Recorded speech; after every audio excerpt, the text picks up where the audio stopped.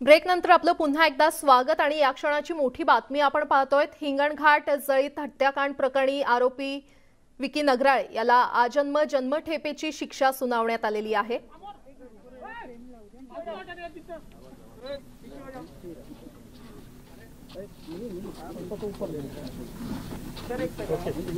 Ready है सगळे? Yes sir. हाँ सर सुरू करा। निकालना काय निकाल बरोबर आहे बेटा। रोलिंग म्हटल्यावर मी सुरू करेन। हाँ रेडी है सगळे? सर रोलिंग हाँ सर रोलिंग एक मिनिट म्हणते तू। हाँ सर रोलिंग। हाँ सर रोलिंग।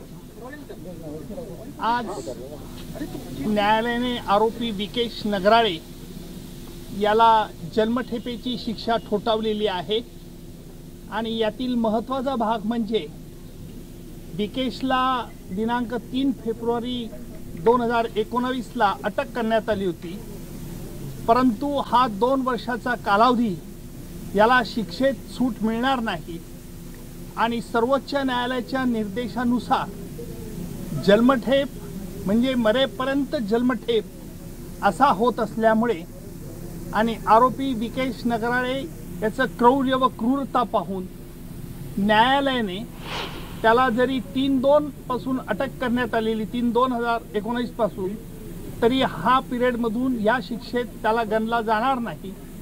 तर आज मयत अंकिता हिला बरोबर जाऊन 2 वर्ष झालेली आहेत आणि आजपासून त्याला ही जन्मठेपेची शिक्षा कायद्याच्या भाषेत मरेपर्यंत जन्मठेप असा होतो आणि 5,000 रुपयाचा दंड अतिरिक्त सत्र न्यायाधीश यांनी ठोठावलेला आहे।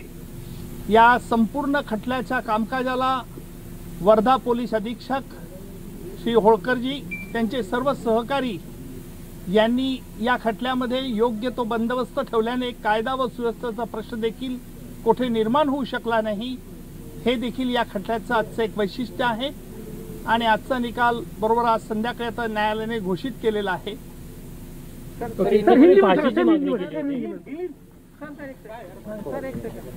फाशीचं ते सांगून हा तुम्ही फाशीची मागणी केली होती आणि वर जरा धाव घेणार वरच्या कोर्टात धाव घेऊ घेणार नाही। धाव संपली आता रवी बोल। हा सर हा फाशीची मागणी केली। फाशीची मागणी ये तो बंद कर दो। मराठी क्या हिंदी? हिंदी सर लाइव जा रहा है। जाएंगे क्या इसके खिलाफ? रुको ना यार। अरे भैया अंकिता पिसुर्डे, इस केस में आज कोर्ट ने अभियुक्त विकेश नगराळे को आजीवन कारावास की सजा फरमाई है और कोर्ट ने ये भी ऑर्डर में पास किया है कि उसे अगर गिरफ्तारी उसकी 3 फरवरी 2019 में हुई थी, लेकिन आज तक उसका पीरियड उस सेट ऑफ उसे नहीं मिलने वाला है। आजीवन कारावास इसका मतलब सुप्रीम कोर्ट के जजमेंट के मुताबिक उम्र भर कैद यही होता है और मुझे लगता है कि जिस प्रकार की आरोपी ने क्रूरता से अंकिता की हत्या की है, इसका मतलब है उसे आजीवन कारावास की सजा योग्य है। अब देखते हैं, उसके बाद कोर्ट ने उसे 5,000 रुपये का जुर्माना भी उसे दंड दिया है। इस केस के बारे में जब अंकिता को मरने के बाद अब करीबन 2 साल हो गए हैं और ये 2 साल उसमें सेट ऑफ नहीं मिलेगा। इस केस के बारे में लॉ एंड ऑर्डर सिचुएशन के लिए वर्धा पुलिस अधीक्षक श्री होळकर जी और उनके सभी साथियों ने जिस तरह से सिचुएशन हैंडल की वो भी तारीफ के लायक है। तुम्ही फाशीची मागणी केली होती। हमने इस केस में फांसी की सजा की मांग की थी, लेकिन कोर्ट ने कहा कि ये रेयरेस्ट ऑफ रेयर क्राइम नहीं होता है और हमें कोर्ट का पूरा जजमेंट पढ़ने के बाद ही हम हमारे आगे स्टेप कर सकते हैं। आरोपी के वकील ने कहा कि हम हाई कोर्ट पे जाएंगे। तो अगर जाएंगे आरोपी के वकील तो हम पूरा जजमेंट देखने के बाद ही उसमें क्या रीजनिंग दिया है वो पढ़ के बताएंगे। आता जजमेंट वाचून दाखवलं असेल ना साहेब आरोपीच्या समोर? नाही, सगळं पूर्ण जजमेंट नाही, फक्त ऑपरेटिव्ह पार्ट्स आहे। ऑपरेटिव्ह पार्ट शेवटचा पार्ट असते का ते? लाईव्ह हे इकडे बेटा. आपल्या सोबत आहेत विशेष सरकारी वकील। हां एक मिनिट मित्र बसते यार मित्र। ए साइडला हो, ए साइडला. एक मिनिट. हां आपल्या सोबत आपल्या सोबत आहेत विशेष सरकारी वकील उज्ज्वल निकम सर. सर तुमचं अभिनंदन.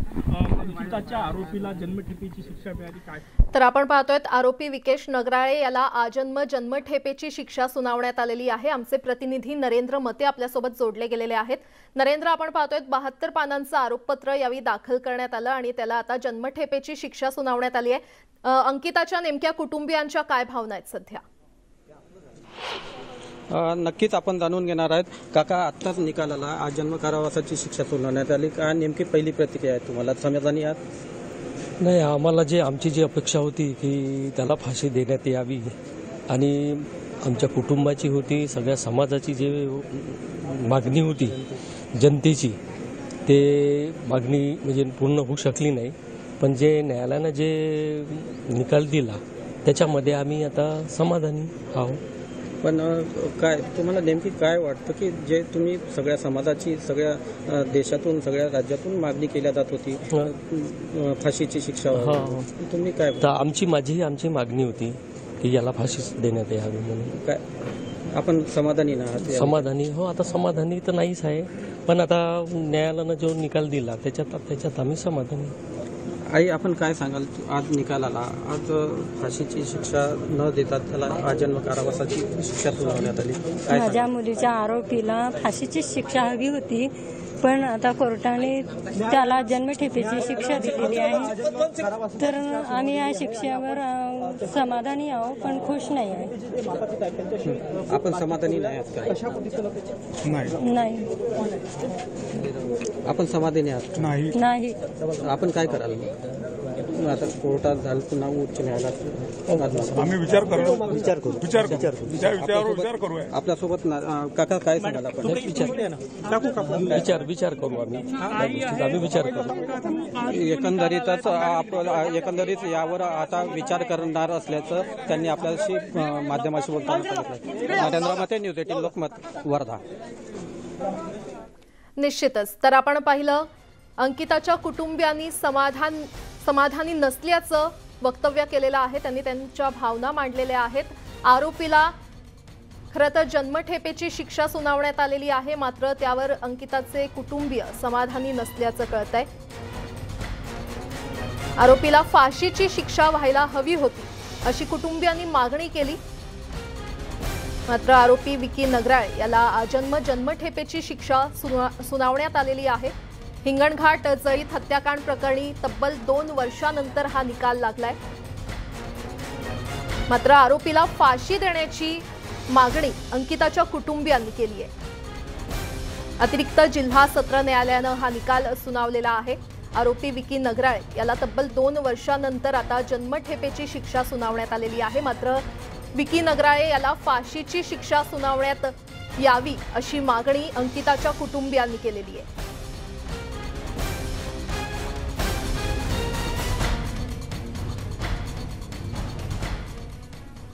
यासोबतच बुलेटिनमध्ये वेळ झाले इथेच थांबण्याची. पाहत रहा न्यूज 18 लोकमत.